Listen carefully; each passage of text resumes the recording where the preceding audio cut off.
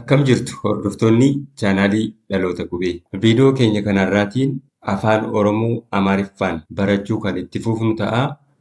Egaa viidiyoo keenya kan torbaan darbeetiin dubbifamaa ba'aa fudhannee dubbachiiftuu afaan Oromoo keessa jiran 5 waliin sagalee uumnee akka fakkeenyaattis jecha tokko tokko fudhachaa ilaalaa turree jirra.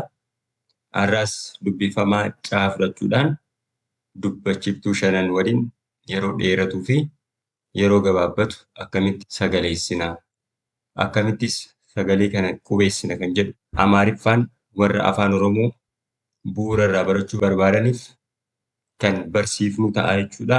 Nu waliin tura. Abbaa jennee kana kanumaan jalqabna afaanuma keenya katabnee dubbifna. Afaanuma keenya katabnee dubbifna. እንዴት ናችሁ ውድ የdhaloota qubee ተከታታዮች? ከባለፈው ቪዲዮ የቀጠለ ቪዲዮ ነው። ስለዚህ በዛሬ ቪዲዮአችን በአፋን ኦሮሞ ውስጥ ድምፅ ስንመሰርት ተነባቢና አናባቢን እንዴት ነው አንድ ላይ አጣምረን ድምፅ መመስረት የምንችለው የሚለውን ከባለፈው የቀጠለ ቪዲዮ ነው። በባለፈው ቪዲዮአችን ባ የምንለውን ተነባቢ አፋን ኦሮሞ ውስጥ ማለት ነው ይዘን ከአምስቱ አናባቢ ጋር እያየን እንደ ምሳሌ ደግሞ አንዳንድ ቃላቶችን እየወሰድን አይተን ነበረ። ዛሬ ደግሞ ጫ የምንለውን ወይም በእንግሊዝኛው ሲ የምንለውን ተነባቢ ይዘን ከአምስቱ አናባቢ ጋር አንድ ላይ እያደረግን ድምፅ እየመሰረትን እንደ ምሳሌም አንዳንድ ቃላትን እየወሰድን አብረን እንቆያለን ማለት ነው። ስለዚህ ከመጀመሪያው ስንጀምር ጫ የምንለው አናባቢ አንድ አ አጠገቡ ሲጻፍ ጫ እና አ ጨ ተብሎ ይነበባል ማለት ነው። ወይ ደግሞ ወደ ድምፅ ይቀየራል ማለት ነው። ጨ ነው የምንለው። አ አናባቢ አ ደግሞ ጫ ጋር ሁለት ሆኖ ሲጻፍ ደግሞ ጨ ያልነውን ጫ ብለን ነው የምናነበው።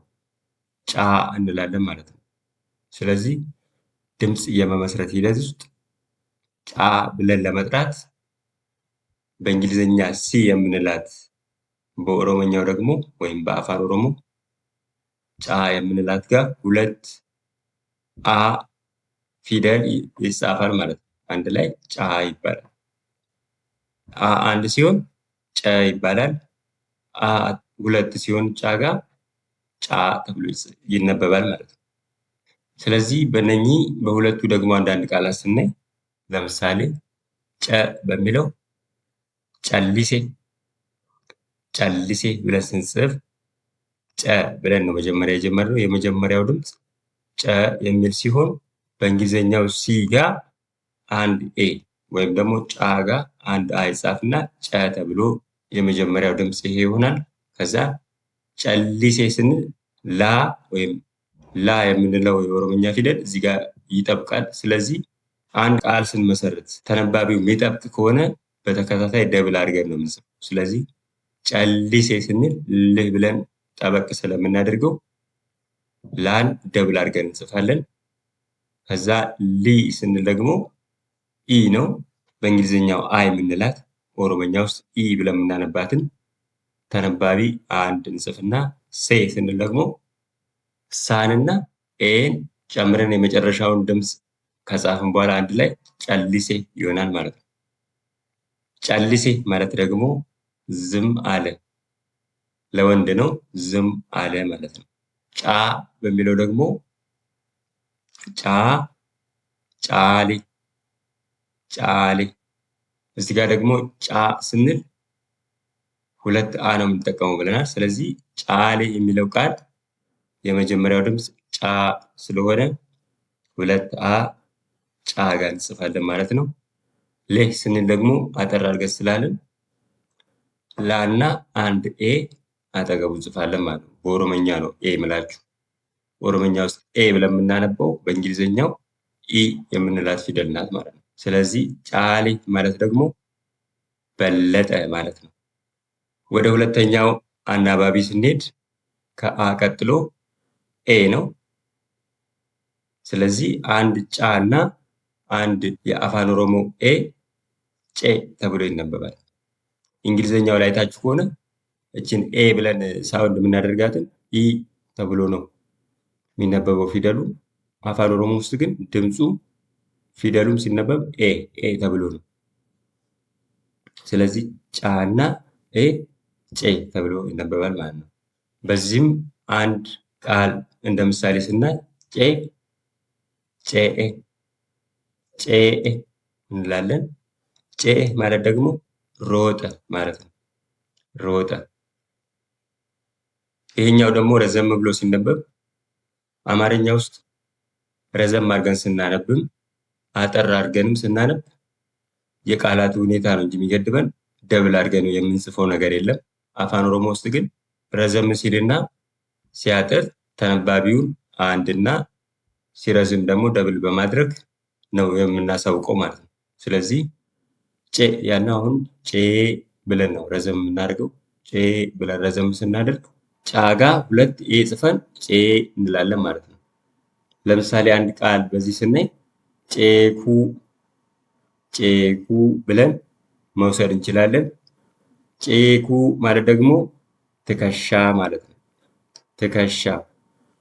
ሶስተኛው አናባቢ ደግሞ ኢ ነው።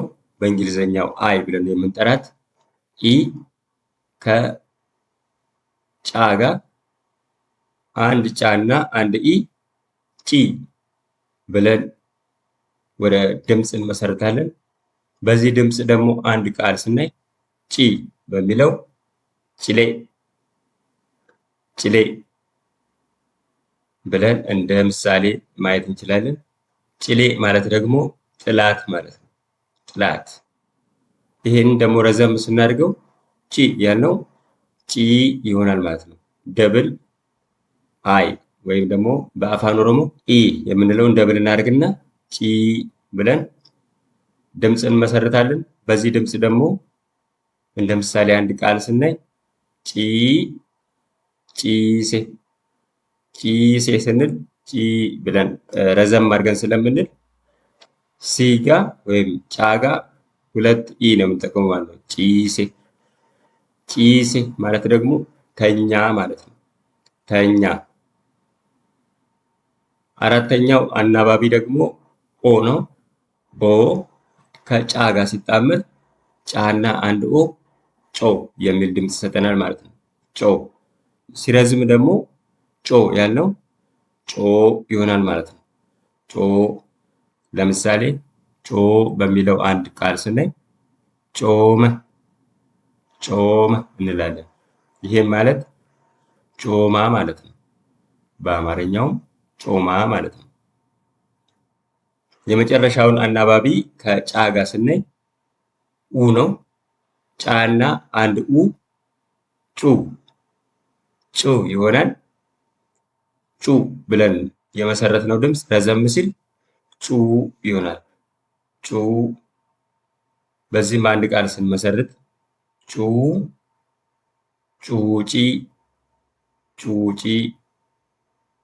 ጩጪ ማለት ደግሞ ጫጩት ማለት ነው።